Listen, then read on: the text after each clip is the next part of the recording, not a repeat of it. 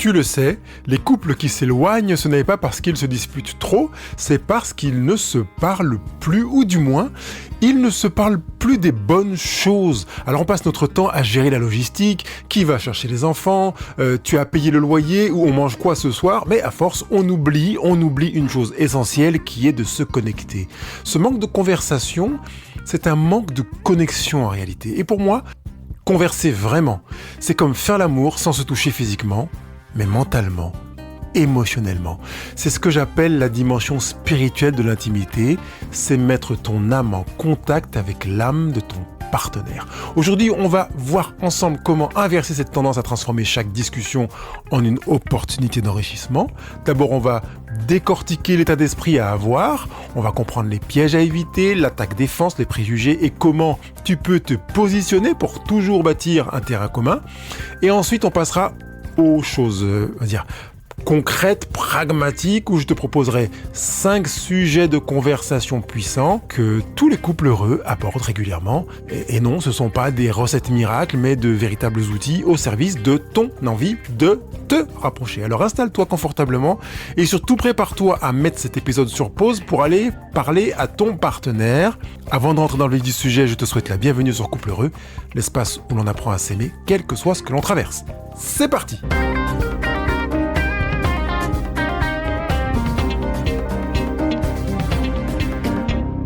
Tu peux avoir les 5 sujets les plus profonds du monde. Si ton état d'esprit est celui de l'attaque et de la défense, la conversation va échouer. Elle va s'échouer comme je vois les vagues de la mer à Marseille qui frappent les rochers quand il y a du vent. Ça s'éclate en fait. L'objectif ici, c'est de comprendre les pièges qui tuent l'échange.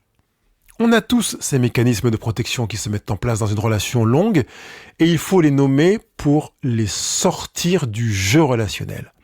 Le premier piège, c'est le préjugé qui tuerait même un détective. C'est quand tu te dis « je sais déjà ce qu'il ou elle va dire », bam ! Tu coupes court à toute curiosité. Si tu abordes ton partenaire comme un livre que tu as déjà lu 100 fois, tu ne lui laisses aucune chance de te surprendre. Tu le prives de l'espace pour évoluer. Tu ne lui laisses pas l'opportunité de se dérouler, de se dévoiler, de se manifester dans sa vulnérabilité.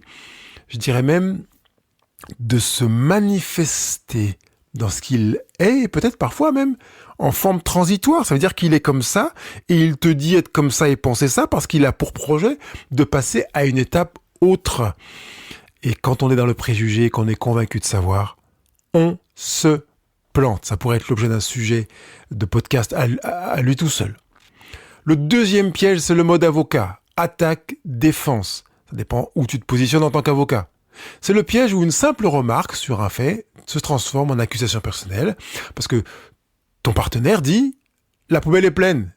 Et tu entends « tu es incapable, tu n'as pas fait le boulot, tu fous rien à la maison ». Et ton corps se met en mode défense, tu ripostes et la conversation devient une guerre des tranchées, au lieu d'être une exploration, une recherche de compréhension, une opportunité d'écoute et, évidemment, de connexion comme on le verra un petit peu plus tard. Troisième piège, c'est le mythe de la pensée unique. Croire qu'en couple, vous devez penser, réagir et désirer exactement la même chose. Ça se ressent quand l'autre dit « oui, mais moi, je suis pas comme toi » ou bien « toi, t'es différent, toi, t'y arrives et pas moi », etc.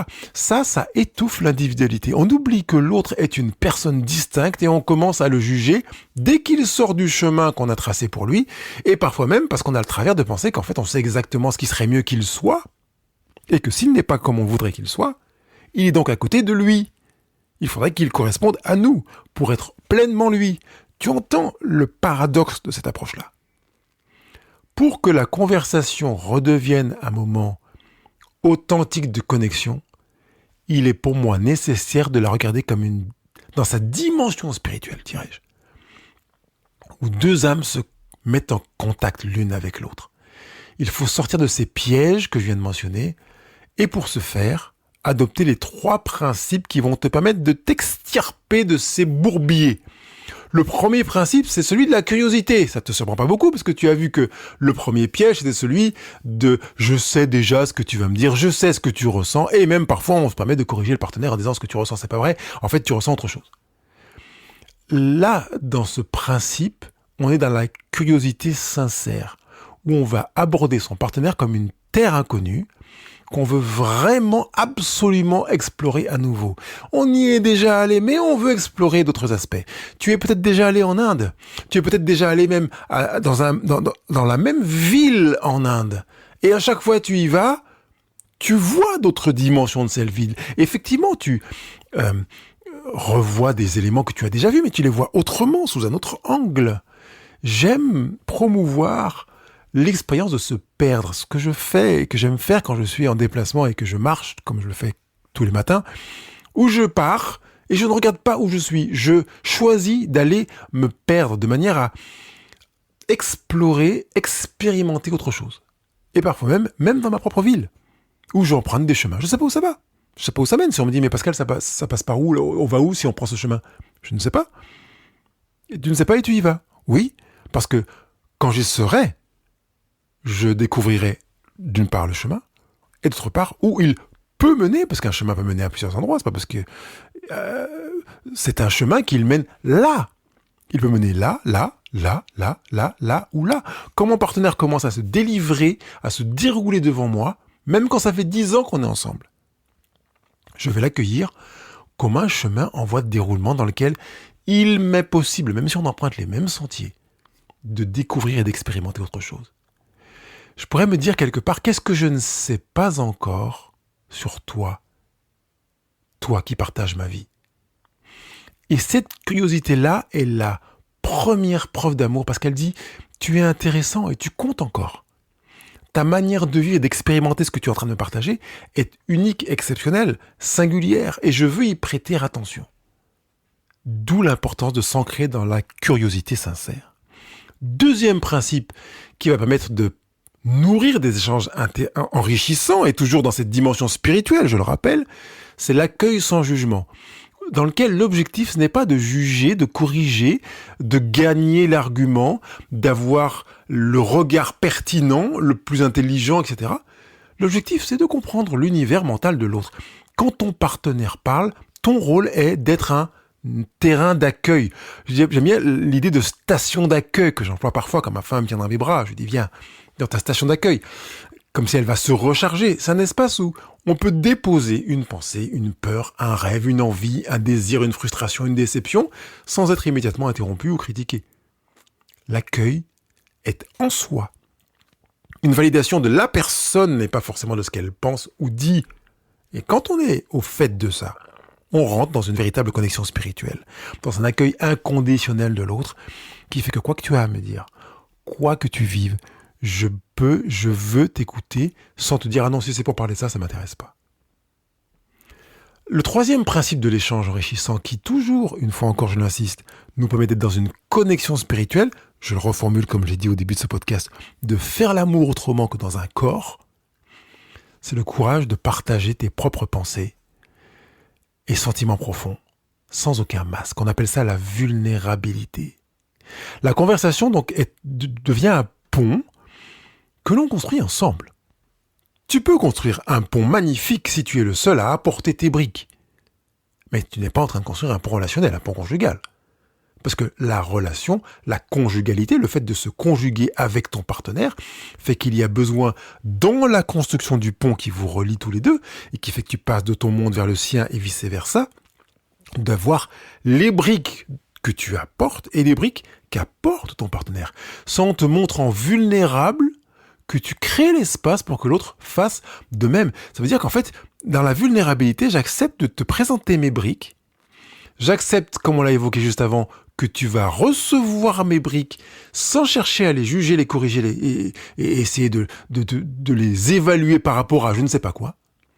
Tu vas regarder les briques que j'apporte avec une véritable curiosité, même si tu en as déjà vu une, te dire si tu la portes maintenant, c'est parce qu'elle a une place particulière dans la relation qu'on est en train de vivre. Pourquoi? Quelle place tu veux lui donner? Quel sens tu veux lui donner? Et on va rentrer dans cette aptitude à accueillir et à créer ensemble la vulnérabilité. Avant de poursuivre sur les 5 conversations, je voudrais juste te rappeler les 3 pièges. Le préjugé, le mode attaque-défense et le mythe de la pensée unique où on croit qu'en fait il faut qu'on soit comme l'autre. Pas de différence. Et je te propose de te rappeler les 3 principes de l'échange enrichissant qui permet de faire l'amour dans la tête, spirituellement en connexion individuelle, avant d'éventuellement le faire dans son lit, ou assurément de le faire dans son lit ou ailleurs, comme on veut, sur la machine à laver ou sur la table du salon, comme tu préfères.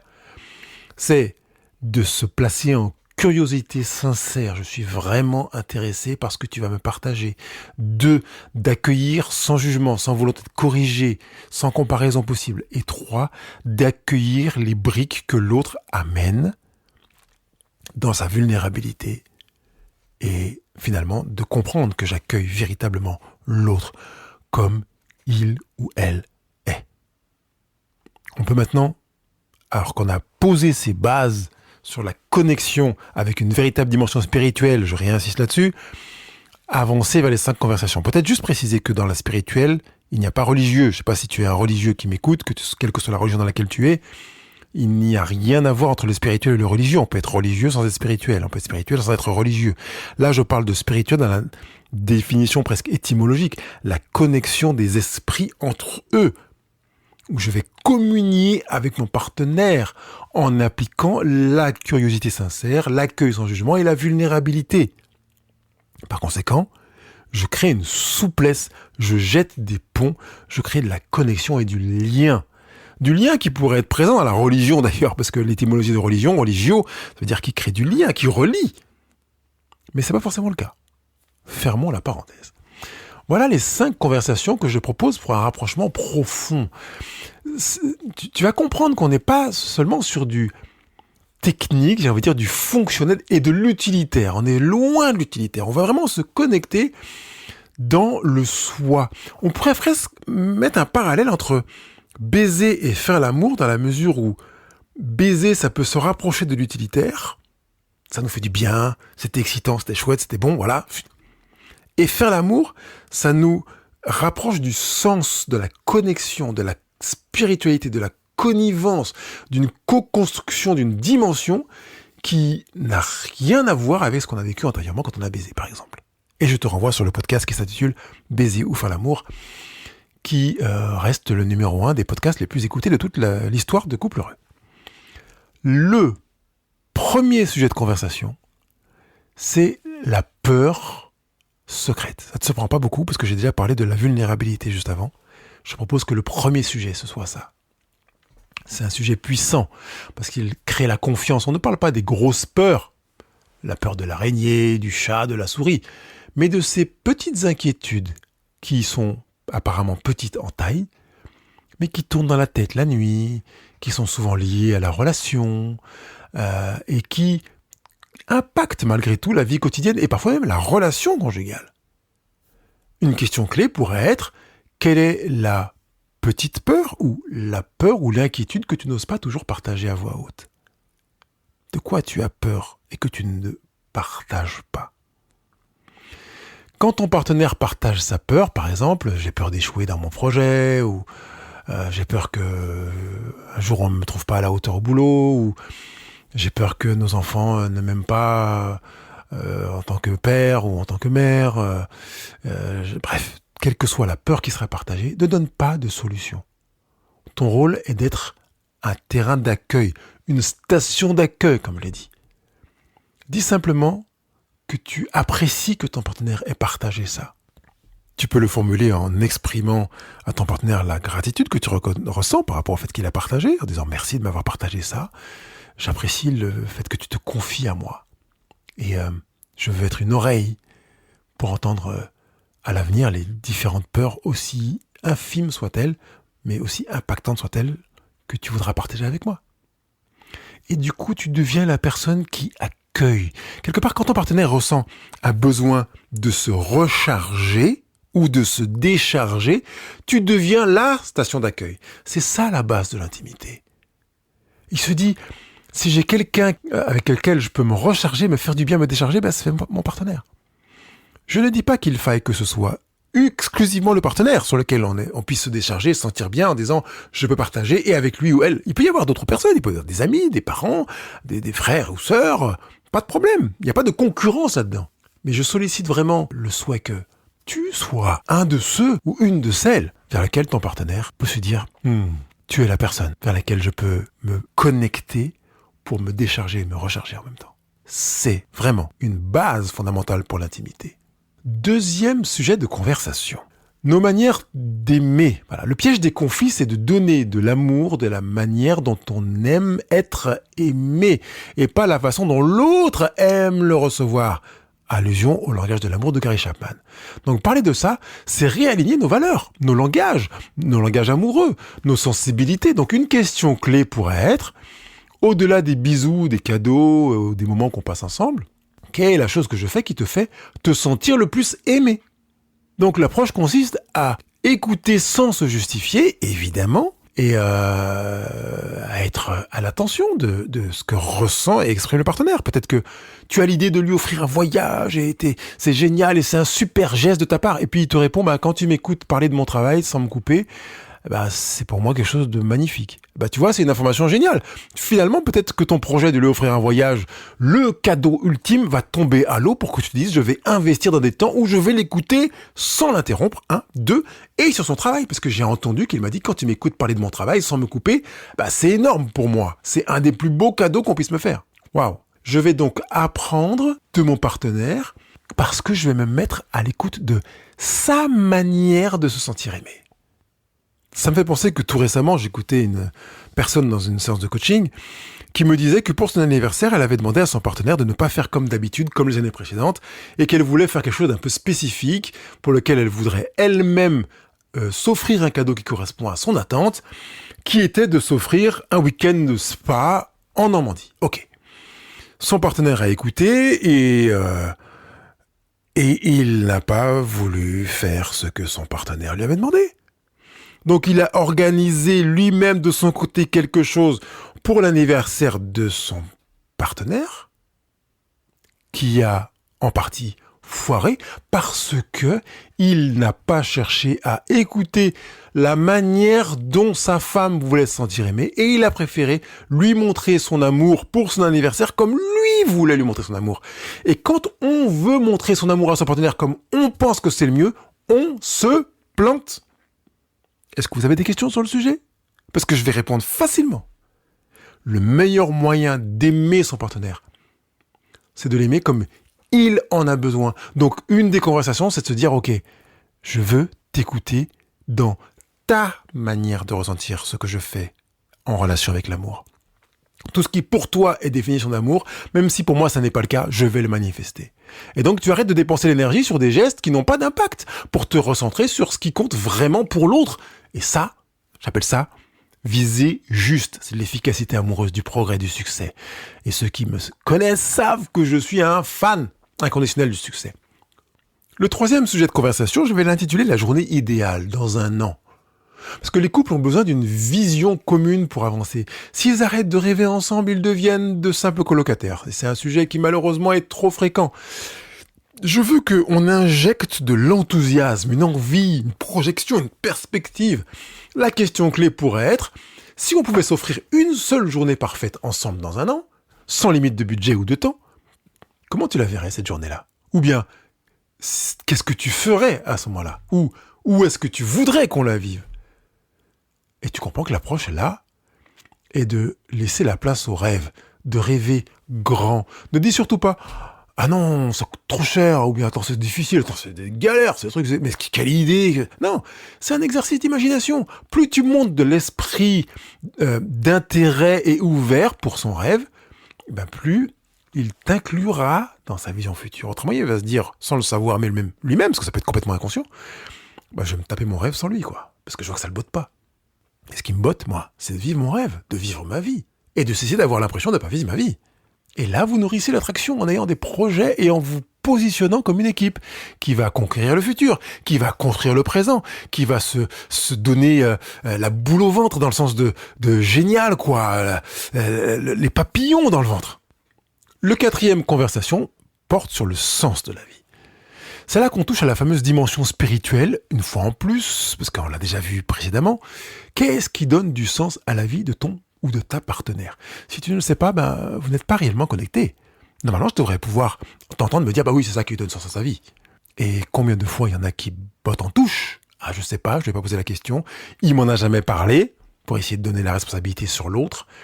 Et ici, la question clé, c'est si tu devais résumer en une seule phrase ce qui donne du sens à ta vie en ce moment, quelle serait cette phrase? Eh ben oui. Parce que l'approche, c'est que cette question est profonde. Elle demande d'écouter au-delà des activités. Le travail, les enfants, le jardin, les courses. Et là, tu vas chercher à comprendre la valeur qui est derrière. Peut-être des valeurs d'épanouissement, de transmission, d'impact, de respect, de générosité. C'est le moment d'être le plus curieux possible. Et tu te souviens évidemment de ce que j'ai partagé tout à l'heure quand j'ai évoqué les principes de l'échange enrichissant qui permet de se connecter. Première chose, la curiosité, je vais écouter avec une attention particulière. J'avais appelé ça que la curiosité sincère. Donc dans cette démarche, c'est ce que je veux que tu mettes en œuvre. Que tu vois dans l'autre sa profondeur. Quelque part, c'est le niveau le plus élevé de la conversation. Un véritable contact d'esprit à esprit, parce qu'on est en train de toucher au sens de la vie. La raison pour laquelle on se lève. La raison pour laquelle on est en couple. La raison pour laquelle on reste vivant, que l'on choisit de s'aimer et d'aimer. Et ça, c'est la transcendance quelque part. Et là, on est encore en train d'emboîter le pas de la spiritualité, comme je l'évoque depuis le début. La transcendance, c'est ce qui dépasse tout le reste, qui surpasse tout le reste, qui vole à la plus haute altitude. Quand tu te centres sur ce qui donne sens à la vie de ton partenaire, tu voles à la plus haute altitude. Je sais que parfois on se dit qu'on vole à la plus haute altitude quand on a couché ensemble et que ça fait du bien. Ouais, oui, je l'entends bien, on parle du 7e ciel, ok. Mais sache qu'on peut aller au 7e, au 8e ou au 16e ciel, je sais pas combien il y en a exactement, aussi dans la capacité à se connecter à ce que l'autre porte au fond de lui en termes de sens de sa vie. 5e sujet de conversation, eh bien c'est la conversation pour les couples qui durent, parce qu'elle évite que les frustrations ne s'accumulent et n'explosent. Donc on va accueillir les petits problèmes avant qu'ils ne deviennent de gros conflits. C'est pourquoi j'appelle ce 5e sujet le mini-ressentiment. C'est comme une soupape de sécurité finalement. Et la question clé dans cette conversation, c'est évidemment, sans accusation, qu'est-ce que tu aimerais que j'arrête de faire? Ou que je fasse plus? Ou que je fasse différemment, qui améliorerait notre quotidien. Et on peut être encore plus précis pour imager l'échange en disant qui améliorerait notre quotidien de 5%. Qu'est-ce que je pourrais faire qui améliorerait un tout petit peu notre quotidien? Le secret est le 5%. Ça rend la requête petite, gérable et non menaçante. C'est pas il faut que tu changes la moitié de tes croyances ou que tu changes complètement ton comportement, c'est 5%. Si la réponse est par exemple, je voudrais que tu laisses la cuisine propre le soir 5% plus souvent ou 5% plus propre, ben tu peux répondre, ok, je vois, je peux faire cet effort. Alors si je voudrais que tu laisses la cuisine aussi propre que je la laisse moi, on sent que waouh, je sais pas si j'aurai la capacité, j'y arriverai peut-être pas. Et je dois même te dire que, à tort, j'ai conscience, moi, de demander à ma femme parfois de faire des changements qui dépassent les 5%. J'aimerais bien qu'elle corresponde à ce que je veux en termes de standard, de résultat, que ce qu'elle fait corresponde à mon résultat. Et après coup, je me rends compte que, oui, Pascal, en fait, tu voudrais qu'elle soit comme toi. Faux, c'est une erreur. C'est une manière de sous-entendre qu'en fait, elle n'est pas arrivée, elle n'est pas à la hauteur, elle peut pas être comme moi. Donc, elle n'y arrivera jamais, finalement. Quand on travaille sur 5%, on peut facilement entendre son partenaire nous dire « Oui, ok, je vais travailler sur ces 5%. » Tu montres que tu es prêt à faire des ajustements pour le bien-être de l'autre. Et ça, c'est un signe d'un amour mature. On n'est pas dans une forme d'aspiration au mimétisme ou à la ressemblance, mais on est prêt à accueillir la différence sans considérer qu'elle est menaçante. Et en même temps, accueillir la volonté de progrès de l'autre, qui va, la plupart du temps, se dire « Ok, 5%, ok, je veux bien. C'est dans mes cordes, je peux m'y mettre. » Waouh, on est arrivé à la fin. Et j'espère que tu ne repars pas avec une liste de devoirs, mais avec une nouvelle paire de lunettes pour regarder ta relation. Rappelle-toi toujours ceci. Ces 5 sujets de conversation ne sont pas des recettes magiques. Ce sont des outils que tu mets au service d'un état d'esprit, celui de l'accueil et de la curiosité. La curiosité sincère. Les couples qui s'éloignent, ce sont ceux qui s'habituent au silence. Ils arrêtent de poser des questions sincères. Donc à chaque fois que tu poses une question vraiment curieuse à l'autre, tu crées une connexion. Je m'intéresse à toi. Je veux savoir comment tu vibres, comment tu vis les choses, où est-ce que tu te retrouves, où est-ce que tu ne te retrouves pas, comment tu te vois évoluer, etc., etc. C'est ça la dimension spirituelle de la conversation. Quand vous échangez sincèrement, sans préjugés, vous mettez vos âmes, vos esprits en contact. Il y a une sorte de rencontre intime qui fait que j'y ai fait allusion à la sexualité. C'est l'essence même de l'intimité. C'est faire l'amour sans se toucher. Alors, j'ai envie de te proposer un défi avant de clore. C'est de choisir un seul des 5 sujets qu'on a abordés aujourd'hui. Ce soir, cette semaine ou ce week-end, de créer un moment au calme, sans téléphone, sans télévision, sans smartphone, sans tablette, sans rien, sans écran. Regarde ton partenaire dans les yeux et lance la conversation en disant « J'ai écouté un audio aujourd'hui et j'ai réalisé que je ne savais pas tout sur toi. J'ai encore tellement de choses à apprendre et j'ai envie de te connaître encore mieux. » Et puis passe à l'action, prends une des 5 questions. Bâtis ce terrain commun, vraiment. On se retrouve la prochaine fois pour continuer à apprendre à s'aimer vraiment, quel que soit ce que l'on traverse.